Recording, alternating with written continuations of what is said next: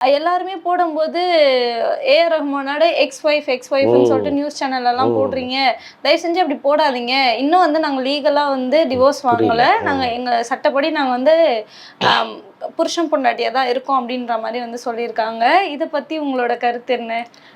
இல்லை, அவங்க டைவர்ஸ் பண்ணணும்னு சொல்லிட்டு அவங்க தான் முதல்ல முடிவெடுத்தது. அவங்க தான் ப்ரெஸ்ஸுக்கு முதல்ல தகவலை சொன்னது. பட் குடும்ப சண்டையை அவங்க முதல்ல வெளியில் சொல்லாமல் இருந்திருக்கலாம். இப்போ ரஹ்மானோட டிஸ்கஸ் பண்ணிவிட்டு அவங்க ஒரு 2 பேரும் சேர்ந்து ஒரு அறிக்கையை வெளியிட்டிருந்தாங்கன்னா அது கொஞ்சம் சரியாக இருந்திருக்கும். பட் அவங்க கொஞ்சம் அவசரப்பட்டாங்க. அது ரஹ்மானுக்கே பெருசாக அதில் விருப்பம் இல்லை. அதுக்கப்புறம் அவங்க பெருசாக அவரோட தொடர்பு கொள்ளலை. அவங்க மும்பையில் தான் இருக்காங்க. அவங்களுக்கே நடுவில் உடம்பு சரியில்லாமல் குழந்தைகள் தான் போய் பார்த்துட்டு வந்தாங்க. ஸோ அதுதான் சூழலாக இருக்குது. பட் அவங்க என்னென்னா எப்போவுமே நீதிமன்றம் வந்து ஒரு டைம் கொடுக்கும்.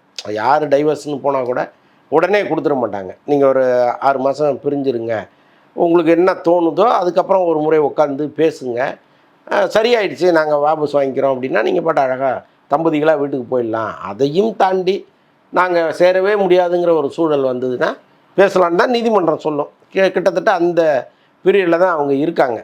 அவங்களே இப்போ நிறைய மனமாற்றம் அடைஞ்சிருக்கிறதெல்லாம் தகவல்கள் சொல்கிறாங்க. அவங்க மீண்டும் சேருவதற்கான வாய்ப்புகள் நிறையா இருக்குங்கிற மாதிரி தான் வெளியில் தகவல்கள் இருக்குது. ஸோ அதனால தான் அவருக்கு உடம்பு சரியில்லைன்னொன்னே அவங்க முதல்ல அவருடைய உடல்நிலையை பற்றி தான் பேசுகிறாங்க. அப்புறம் தான் கடைசியாக இந்த விஷயத்த சொல்கிறாங்க. அப்படி சொல்லாதீங்கன்னு, அவர் நல்லா இருக்கணும் அப்படிங்கிற மாதிரி தான் அவங்க சொல்கிறாங்க. ஸோ அதனால் அந்த தம்பதிகள் மீண்டும் இணைந்தால் நல்ல விஷயம்.